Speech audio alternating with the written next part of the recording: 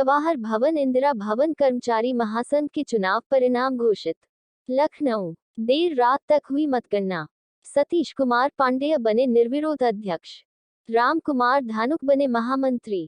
लखनऊ 24 फरवरी जवाहर भवन इंदिरा भवन कर्मचारी महासंघ के संपन्न हुए चुनाव में देर रात तक चली मतगणना के बाद अंतिम रूप से निर्वाचित पदाधिकारियों की घोषणा की गई।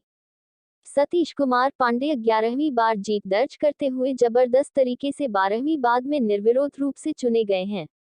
महामंत्री पद पर रामकुमार धानुक ने 1186 मत पाकर जीत दर्ज की है। उपाध्यक्ष पद पर दिव्या रानी, उमंग निगम, अमित खरे, कर्मेंद्र कुमार एवं पंकज यादव ने जीत दर्ज की है। मंत्री पद पर सुमन यादव, अमित कुमार शुक्ला, अनुराग तिवारी, प्रमोद कुमार यादव, संजय शुक्ला और रामबदल दुबे निर्विरोध रूप से निर्वाचित हुए हैं। संगठन मंत्री पद पर रितिका शर्मा, अभिनव त्रिपाठी, रघुराज सिंह, हेमंत कुमार, जगत नारायण सिंह एवं जलीस खान विजयी घोषित किए गए हैं। कोषाध्यक्ष पद पर संजीव सक्सेना तथा संप्रेषक पद पर अनुराग सिंह निर्विरोध रूप से निर्वाचित घोषित हुए हैं।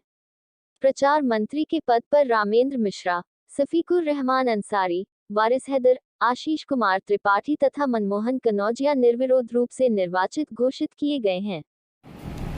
मैं सतीश कुमार पांडे, अध्यक्ष जवाहर भवन इंदिरा भवन कर्मचारी महासंघ।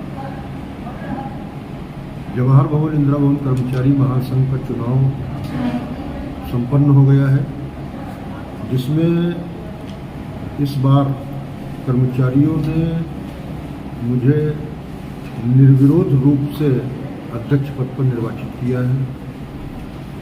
इसके लिए मैं अपने दोनों भवनों के एक एक कर्मचारी के प्रति महासंघ के प्रत्येक पदाधिकारी की ओर से कृतज्ञता ज्ञापित करता हूं।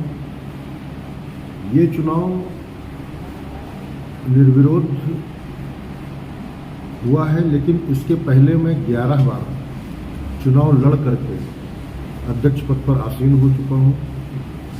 महामंत्री पद पर रामकुमार धानुक जी का निर्वाचन हुआ है और अन्य पदों पर भी पदाधिकारी चुन करके आए हैं।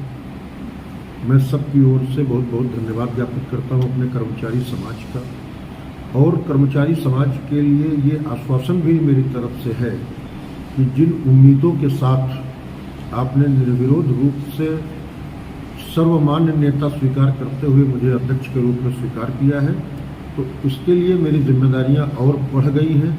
मैं पहले से अधिक सजग और सक्रियता के साथ कर्मचारी हितों के लिए काम करूंगा, और तमाम सारी ऐसी चीज़ें हैं जो विसंगतियां हैं, जैसे कोरोना काल में हमारे डीए की 3 किस्तें रुकी हुई हैं, सीसीए हमारा रुका हुआ है, नगर प्रतिकर भत्ता, इन सब चीज़ों को बहाल कराने के लिए हम आने वाले समय में एक व्यापक रणनीति तैयार करके सरकार से मांग करेंगे, और अगर सरकार हमारी बातों को नहीं सुनती है तो हम एक बड़े आंदोलन की भी तैयारी करेंगे। सर, जैसा कि ये जो चुनाव आपका इंदिरा भवन और जवाहर भवन का जो चुनाव हर 2 साल में होता है, तो इसका मेन उद्देश्य कर्मचारियों को लेकर के क्या होता है और सरकार से क्या अपेक्षा रहती है, और ये जो चुनाव होते हैं इनमें जो भी पद होते हैं उनका क्या क्या दायित्व होता है अपना, उसके बारे में थोड़ा सा विस्तार में बताइए। देखिए, ये बड़े गर्व का विषय है कि जवाहर भवन इंदिरा भवन कर्मचारी महासंघ पूरे उत्तर प्रदेश में इकलौता ऐसा संगठन है जो अपने निर्धारित समय पर चुनाव कराता है। 12वां चुनाव है मेरे कार्यकाल का, और 2 साल में चुनाव होता है। फरवरी का माह निश्चित है, तो आज तक 12 चुनाव में एक भी चुनाव मार्च नहीं पहुंचा है। फरवरी में ही चुनाव का है, फरवरी में ही चुनाव संपन्न करा दिया गया है। इसके पीछे उद्देश्य ये होता है कि जब चुनाव समय पर होते हैं तो कुछ पुराने साथी छूटते हैं, कुछ नए साथी आते हैं, नई ऊर्जा का संचार होता है, लड़ने का एक और हौसला होता है, कर्मचारियों में भी एक जोश पैदा होता है। तो इन सब चीज़ों को लेकर के समय पर चुनाव कराना महासंघ की हमेशा प्राथमिकता रही है। तो और सर, क्या इसमें उद्देश्य रहते हैं, किस तरीके से कार्य, ये जो पूरा आपका संगठन है, पूरा जो आपका एक मैनेजमेंट है वो किस तरीके से कार्य करता है कर्मचारियों को लेकर के, क्योंकि जवाहर भवन और इंदिरा भवन जो है वो एक तरीके से सरकार के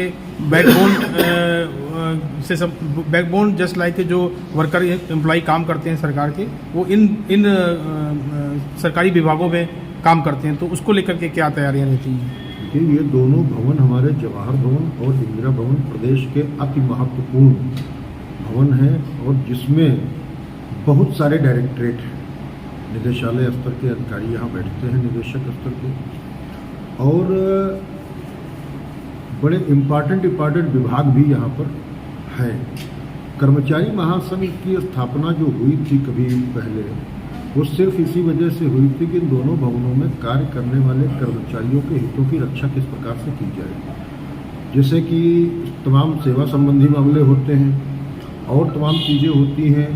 और हमारा महासंघ कर्मचारियों की सेवा संबंधी मामलों का निस्तारण तो कराता ही कराता है, इसके साथ साथ हम कर्मचारियों से सीधे जुड़ने का, उनसे व्यक्तिगत रूप से जुड़ने का जो प्रयास करते हैं, किसी भी हमारे कर्मचारी साथी के घर में अगर कोई व्यक्तिगत प्रॉब्लम है, कोई बीमारी है, कोई दुर्घटना घटित हो गई, तो हमारे महासंघ के पदाधिकारी सक्रियता के साथ वहां जा करके उसकी मदद करने का भी काम करते हैं। तो मैं समझता हूं हमारा महासंघ जिन उद्देश्यों को लेकर के गठित किया गया होगा, तो उन उद्देश्यों की प्रतिपूर्ति कराने में पूरी तरह से सफल हो रहा है।